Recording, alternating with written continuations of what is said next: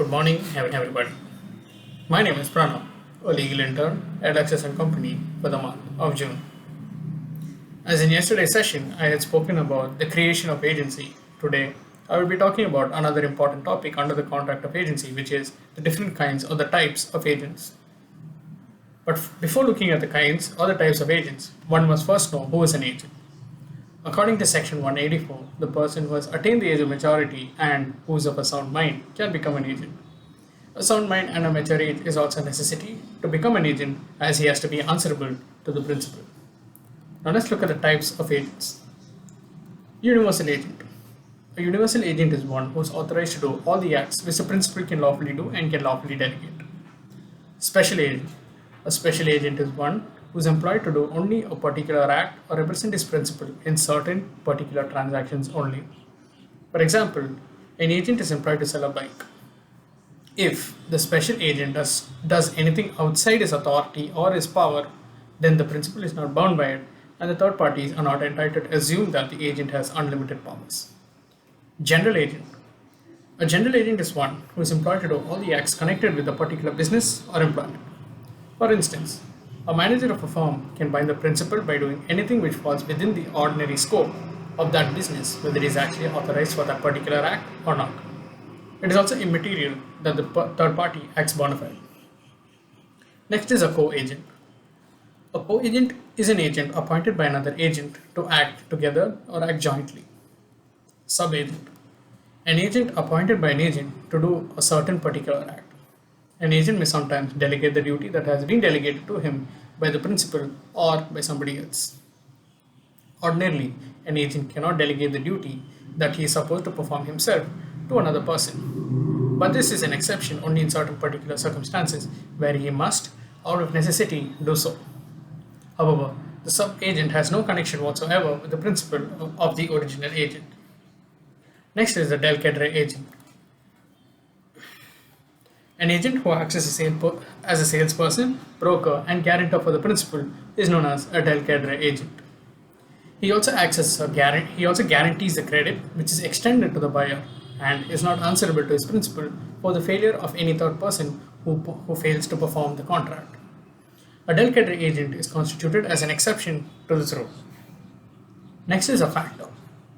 An agent who is remunerated by commission, that is, one who looks like an apparent owner of things concerned, is known as a factor. A factor is a mercantile agent to whom goods are entrusted for sale. A factor enjoys wide discretionary powers in relation to the sale of goods. He also has the possession of goods, authority to sell them in his own name, and a general discretion to the same. A factor may sell goods on the usual terms of credit, may receive the price and give discharges to the goods of the buyer. Next is a broker. An agent's job is to create a contractual relationship between two parties. An agent is one who is employed to make contracts only for the purchase and sale of goods. He is not entrusted with the possession of goods. An agent acts more like a connecting link to bring the parties together to bargain, and if the circumstances materialize, then the agent is entitled to his commission. This commission is known as the brokerage, and this person is known as a broker. A broker may make a contract in the name of his principal. The next kind of agent is a commission agent. An agent who is solely appointed to buy and sell goods for his principal alone is known as a mercantile agent. A mercantile agent is one who buys and sells goods for his principal on the best possible terms, and he sells the good in his own name and receives the commission for his labors. The mercantile agent may or may not have possession of the goods. And the last kind of agent is an auctioneer. An agent who acts as a seller for the principal is in an auction. He primarily is an agent for the seller, but upon the property being knocked out, he also becomes an agent of the buyer. An auctioneer also is a mercantile agent within the meaning of Section 2A of the Sale of Goods Act.